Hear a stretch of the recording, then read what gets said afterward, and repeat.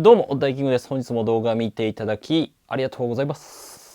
今回はですね、M2MacBook Air 今買っても大丈夫なんですかっていうところをお答えしていきたいと思います。この質問がね、非常に増えてきたっていうところもあって、新学期とかのね、タイミングもありますし、で、M3 待つべきなのかみたいなところ、そろそろ出るんじゃないかって言われてますので、逆に、こういった人は待つべきというか、僕は待ってるんですけど、なんで待ってるのかっていうところもお話ししようかなと思います。Mac の選び方についてですね、前回 Mac の全モデルを15分で解説するっていう鬼のような動画を出してますので、こちらぜひね、2024年版なんでご覧ください。嘘だろっていうくらいですね、わかりやすく解説してます。これはかなりね、時間かけてますんで、今回なんでその結論からお話しするのと、どうしてなのかっていう、3つぐらい。最後におまけでコメントとかもお返ししようかなと思っております。じゃあ M2MacBook Air 今買っても大丈夫なのかっていうところなんですけども、結論、全然 OK です。全然買ってください。待つ必要はですね、ないと思います。理由は口述みたいな感じなんですけども、ただし、もしかしたら3月に出るっていう報道もあるので、3月ぐらいまで待っている人は待ってもいいかなっていうのはちょっと片隅に置いておいてもらって、で、今、ですね、M2 チップのモデルが、Air がですね、13インチと15インチっていうね、2つのモデル、M1 もあるんですけど、ございまして、整理いたしますと、発売時期とか、M2 の Air、これ13インチが2027年の7月ですね。7月に登場しておりまして、だいたい1年半ぐらい経ってます、もう。なので、僕もレビュー動画を出してるんで、細かいところは一応、見ていただければと思うんですが、結構経ってます、実は。M2 Air の15インチが昨年ですね、2023年の6月に出ましたところで、だいたい半年ぐらいなりますと。なんで今のところ1年スパンでね、出てるのかなっていうところ。M3 ですね、モデルが、これ2023年ですね、昨年の10月30日、ハロウィンの時、ほぼ11月ですかね、登場しました。ということで、M3 のMacBook Air は出なかったんですけどね、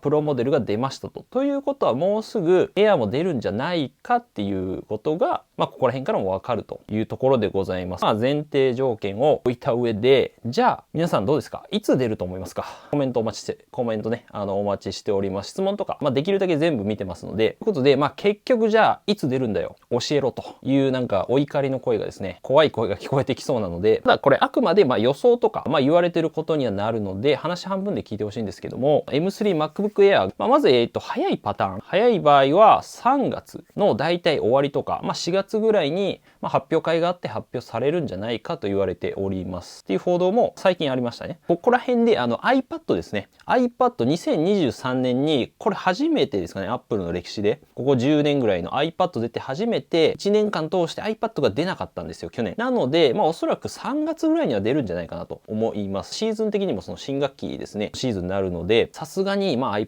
Pro、iPad Air は出してくると思うんですけども、そこと被せてくるのか。ただ、個人的には、現実的にはその6月の WWDC っていうね、ワールドワイド、世界開発者会議ですね。基本的にはその OS というかパソコンの中身のね、システム的なところの発表が主なんですが、最近結構ハードウェアというか、特に Mac とかが発表されております。あとなんで M3 の Mac mini とか、ですね。Mac Studio に、M3 のウルトラとか、もしかしたら M3 のエクストリームみたいなのが出るんじゃないかと言われてますけど、そこら辺が出るんじゃないかなと思いますね。ちょうどスパン的にもですね、さっき見ていただいた通り1年ごとになって、ちょうど2年になるので、タイミングとしてもちょうどいいのかなっていう気はします。3月、終わりみたいなところも、ただそこも新学期に合わせてありそうな気はするので、ただちょっと早い気はするんですよね。で、あとその iPad があるっていうのと、モデル、iPad Pro とか iPad とMac 出したら競合しそうだなっていう感じがするので、どうなんだろうっていうところと、Apple Vision Pro もですね、おそらくその3月4月ぐらい、今年前半ぐらいにはどうですかね、日本とかでも出そうな気もするので、そこら辺も含めてごちゃごちゃしそうなので、で、最悪のパターンの場合としては、10月の可能性みたいなところも、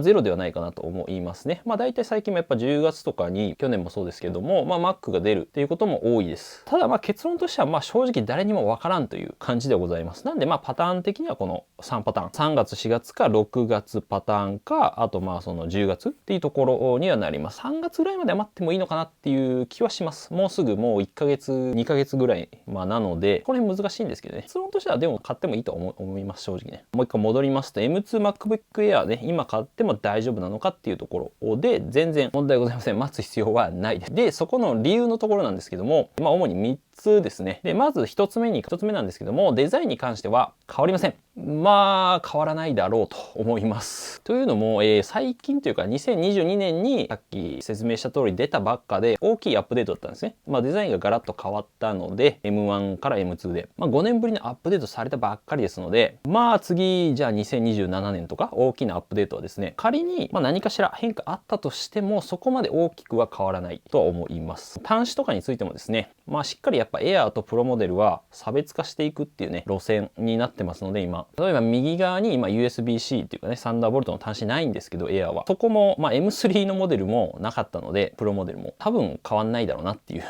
感じです。まあなんか SD カードスロットついたりとかは、まあないだろうって思います。かなり確率としては低いんじゃないかなと。ただもしかしたらその新色が出るかもみたいなことはあるんじゃないかなと思うんですけども、ここら辺もですね、プロモデルにまあ限定して今回も出され、M3 のモデルも30万からのモデルしか、スペースブラックっていう色は出てなかったので、ここに関しても正直、まあ出ない可能性も全然あるなと。まあ今のカラーのままで、まあ継続していくっていう可能性も全然あるとは思うので、しっかりこのプロとの差別化っていうところは、まあしてきてるんですよね。やっぱり一人当たりのこう単価を上げたいっていうところがあると思うので、まああんま期待しない方がいいかなと思っております。で、デザインはほぼ変わらないので、まあ今買っちゃってもいいかなっていう、まあ一緒ですから、多分見た目は。理由2つ目としてはですね、性能アップに関しては、まあそんな変わんないだろうというところでございます。実際今 M3 もね、登場して性能がどれくらいっていうのは出てるんですけども、もちろん M3 の方がいいんですけども、やっぱり M1 から M2 から M3 っていうところで、M1 と M2 は Air はね、結構まあ変わったっていうのはあるんですけど、まあ、M2 から M3 に関してはそんなにプロモデルに関してもあんまり変わってないです、正直。で、まあ劇的な変化っていうのはね、ないと思いますので、まあ見た感じおそらく、まあせいぜい 20%、まあ 30% ぐらいですかね、一定ぐらいの変化には収まると思います。そんな変わんないと思いますね、正直。結構まあ Apple シリコンになってから市場にもう性能がグッて上がったので、で、あとまあバッテリー持ちとかに関してもですね、まあもしかしたら M3 のモデル結構いいので、アップするかもしれないんですけど、MacBook Air の Air に関しても。ただ、まあすでにバッテリー持ちもいいんですよね。まあいいので、1時間2時間ぐらい増えるかもしれないですけど、あんまりここ上がってもっていう感じはします、正直ね。で、あとまあ例えばこの Apple のページでも、実際この M3 のモデルの比較表みたいなのあるんですけど、これとページでね、例えばこの抜粋ですけど、見た感じ比較がですね、まあそもそもインテル版との比較になってるんですよ。まあなんで、インテル Core i7 の13インチの MacBook Pro と比較して M2 が例えば 14.9 倍とか M3 が 17.7 倍になってるんですけど、まあ冷静に見ると M1、M2 と M3 の幅っていうのは、まあそんなにないと。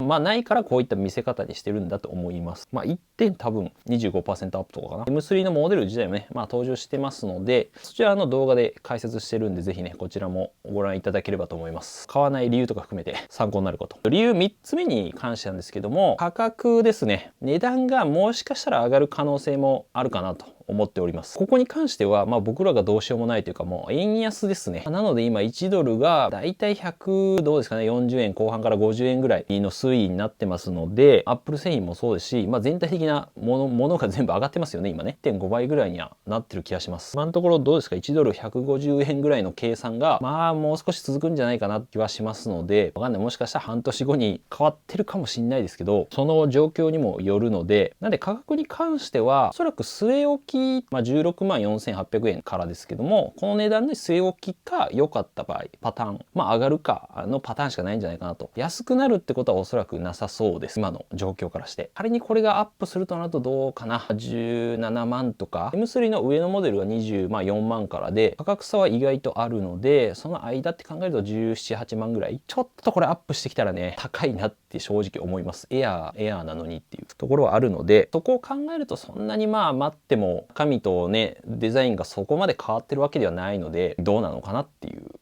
ことは思います。この3つの理由ですね。なんで、デザインのこのほぼ変化っていうところはないだろうっていうところと、あとM3 でその、大きな性能アップっていうのもそこまでないんじゃないかっていうところ、あと価格が上がりそうな気がするっていう要因からいたしまして、待つべきではないかなっていうか、そこまで急いでないならいいですけども、そこまで待つほどの価値はそんなにないのかなと思います。僕はですけど。とはいえ逆にじゃあ誰が待つべきなのかっていうところですね。もう9割ぐらいの人は待たなくていいと思うんですけども、それでも僕は待ちますっていう理由を少し説明したいかなと思います。用途的には本当にこの YouTube の編集がメインにはなるんですけども、メール返信から、この動画編集まで全部的にこれでやってます。なのでできるだけ性能が欲しいんですよね。特にそのGPU 性能というか画像処理とかの部分ですね。ゲームとかも関係してくると思いますけども、そこは上がってくるとは思いますので、M3 のモデルを見てるとスペック強の方って書いてあるのでできる限り性能が欲しいというところ、それだったら別にプロモデル買えばいいじゃんっていう話なんですけども、2番がある意味一番大事で、エアの本体ですね。だいたい 1.2 キロちょっとぐらいなんですけども、このボディで高性能さが欲しいんですよ。別に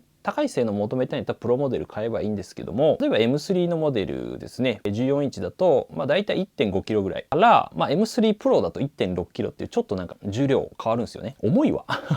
重いんですよ。1.5 キロ超えなんで、1.5 リットルのですね、ペットボトルをずっと持ち歩くみたいな。これ一回やってみたんですけど、やっぱりね、重かったです。歩きたいタイプなんで僕は。そこの軽さと高性能さの両立っていうところが欲しいんで、M3 が乗って結構どうですかね、もうほぼ完成形に近づくような気がします。M2 でもかなりいいので、大体のことはできますんで。あとは新色、このスペースブラックへのかすかな希望っていうところで、スペースブラックっていうカラーが出まして、この今ミッドナイトっていうカラーを使ってるんですけども、指紋がね、すごい目立つんですよ。ナイト自体は気に入ってるんですけど、スペースブラック出てほしいなっていう気はします。予想としては多分出ないと思いますプロモデル限定にして、何かしらちょっと新色出てくれたら嬉しいなぐらいで、ラッキーぐらいの感覚でいいと思います。3月ぐらいまでなら待ってもいいかなっていうところはもう2ヶ月ぐらいにはなると思うので、3月もし終わりにあるとすれば半ばぐらいにはね、発表会の招待状っていうのが大体2週間か1週間前とかに来るので、難しいですけどね、新学期とかのあるんで。ということで皆さんはどうでしょうか。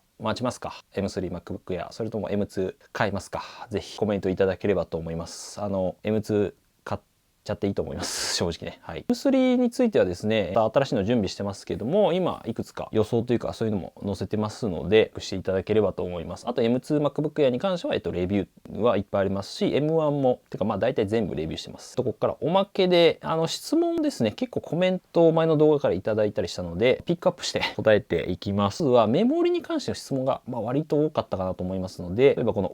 ザ・ジャラさん、動画編集を本格的にしようと思ってますが、バンバン編集する場合はメモリやはり16ギガ以上必要でしょうか。16ギガ以上となると、ここは関係ないか。ここはちょっと違うんですけども、バンバンやっぱり編集したいのであれば16ギガは欲しいかなと思います。仮に別に8ギガでできなくはないんですけども、メモリが基本足りなくなると、スワップっていうもので、容量の方のストレージを使うんですね。8ギガでちょっと足りないから、容量の方から借りてくるみたいなことをした、スワップっていうんですけども、そこもいっぱいになっちゃうともう完全に積むんですよ。メモリが足りませんっていう表示が出てきます。はい、これ僕出た時あるんですけど、なんで容量が逆にあれば足りてれば大丈夫なのかなっていうところはありますが、ただスワップになるとやっぱりちょっと動作は遅くなります。やっぱり快適に作業したいんであればやっぱ16ギガある方がいいのかなと思います。なんて会社か覚えてないですけど、で ザキヤマさん、いつも拝見してます。仕事関係は Win で行っているので Windows かな。で Mac では主に Lightroom だけ使うとしたら M1 の場合メモリは16必要でしょうかっていう感じなんですけども、Lightroom だけとかだと全然ね8で大丈夫と思います。Windows の、インテル版か。Mac のインテル版の、Windows の8ギガのイメージというよりは 16GB 相当ぐらいは、このユニファイのメモリっていうね、Mac のやつは違ったやつが載ってるので、割と優秀なんですよね。で、Lightroom とか、Photoshop とか、そのぐらいだったら大丈夫と思いますね。ていうか全然、問題ないかと思います。M1 でも。16はなんで本当に快適に作業したいかどうかっていうところだと思いますね。基本的には動画編集も、短いものだと全然10分ぐらいだといけるかな。20分、30分ぐらい超えてくるとちょっときついかなっていう気がするんですけど、前コミュニティ欄でもね、聞いてみたんですけども、Mac のメモリは何ギガバイトかなっていうところで、コメントこれ出したらよかったけど、半分ぐらいの方が、多分僕のチャンネル見てる方はね、結構スペックを求める方が多いような気がするんですけど、まあ、あくまで参考。16GB が半分ぐらいで 54%。あとは割とね、8GB。いや、でも思ったより少ないなと思いました。20%。長い目で見たら確かにね、メモリは変えれないので、後から16にする方が多いのかなっていう気はしますけどね、7割。16までがだいたい 75% 占めてるので、割ぐらいか、回答だけ見るがあるから。24GB 以上は今、僕メモリ24にしてるんですけど、まあ、正直多分いらない。16あったら問題ないかなと思います。250オミさん。私もここ2ヶ月の間に14インチ、16インチと立て続けに購入しました。今はベッド用に最小構成の M2 Air を買おうと思ってます。半分くらい所有欲とコレクションですかね。はい。変態ですね、これただの。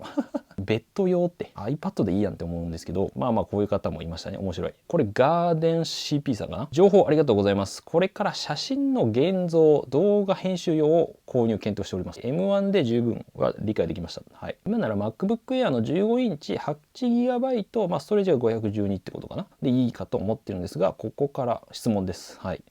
質問じゃなかったなこれ。価格 .com で調べると、昨年モデルも M1 の MacBook Pro の14インチ、M1 Pro かな多分ね、これ安く買えるっていうことで、これは結構よくあるあるですけども、僕は軽さ重視で M2 Air にしてますが、重さが気にならなければ性能的には Pro 14インチがお得感はありますねっていう。新しいモデルだからって、これちょっとややこしいんですけど、例えばじゃあ M3 と M2 Pro だと、これなんか M3 の方がいいように聞こえるかもしれないですけど、性能的にはやっぱプロモデルの方が M2 Pro の方が全然いいです。まあなんなら M1 Pro の方がいいんじゃないかな。M1 Pro 相当ぐらい。普通に使う分には変わんないんですけど、負荷をかけていくとやっぱり M2 Pro とか、まあ1個その型落ちを狙うのが、まあ一番コスパいいんじゃないかなと思います。そういう意味では M1 Pro がこの質問の場合だと、がいいのかなと。お得感はありますねっていう回答をしたんだと思います。はい。セルクサさんは、クサさんみたいな感じは、MacBook M1 と M2 で悩んでます。値段を抑えた一方で、複数アプリを立ち上げたオンライン上での作業がメイン。で、動画編集などはしない。性能面で目立った両者の違いはありますかっていう感じですが、ないですね。正直。作業メインに関しては、まあ、性能はスコアでね、こう出たりしてるんですけど、いや、わかんないです、正直。普通に使う分には M1 と M2 じゃ。もうM1 でかなり全然いいですから。タブも相当30個ぐらい開けないと、30個開けても全然動くと思うんで、M1 がコスパいいっていう風に言うのはそういうことですかね。あとは、ちょっと面白いなとな。ついにこいつ Windows を敵にした。かかってこい、おい。Windows は敵にはしてない。全然違うから Windows のインテルをバカにしてるわけではないです。Mac の話。なんなら Windows も全然好きです。M1 を買った場合、大学4年間、卒業時には発売から8年ぐらいになりますが、性能が追いつかないことなどはあり得るのでしょうか。M2 の方がいいのですかねっていう。これ多分一番最新の動画のコメントだったと思うんですけど、まあ要するにその卒業時にまあ年数が経っちゃうので大丈夫かなみたいなところだと思うんですけども、まあ長い5年ぐらい使う方多いと思うんですけど、それぐらいをパンとして考えるだったらやっぱり今 M2 かなをおすすめするかなと思いますね。まあ別に M1 でも正直いけると思いますけどね。アップルが言ってるには大体 OS のサポートが大体4年っていう公式の発表はあるので、まあそれを考えると M1 もまあそろそろみたいなところはあるので、別にサポートされないから使えないわけじゃないんですけど、4年からまあ5年ぐらいがスパンとして考えていいと思うんで、この場合だったらまあ4年間これから使うっていうことを考えると M2 の方がいいんじゃないかなと思います。まあ28年になるのか。ちょうどまあ6年ぐらいにはなると思うんで M2 だと。まあ別に途中で売っちゃってもいいと思うんで、M2 を売ってなんか M3 にするとか M4 とかわかんないけど、そこはなんであんまり深く考えなくてもいいかなと思います。僕はただできる限り長く使うんだったら新しいのを買った方がいいかなということで、こんな感じで全部は返せないんですけど、もちろんね他の方がね逆にめちゃくちゃ返してくれる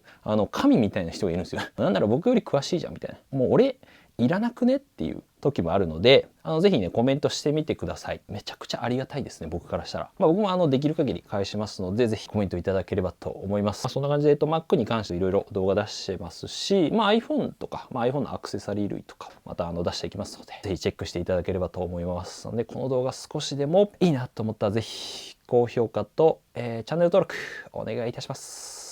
次の動画と、X と Spotify と Voicy でお会いしましょう。全部やってます。はい。ちょっとボイシーも更新します。頑張って。ということで、また次回の動画でお会いしましょう。良い一日お過ごしください。じゃあ、またね。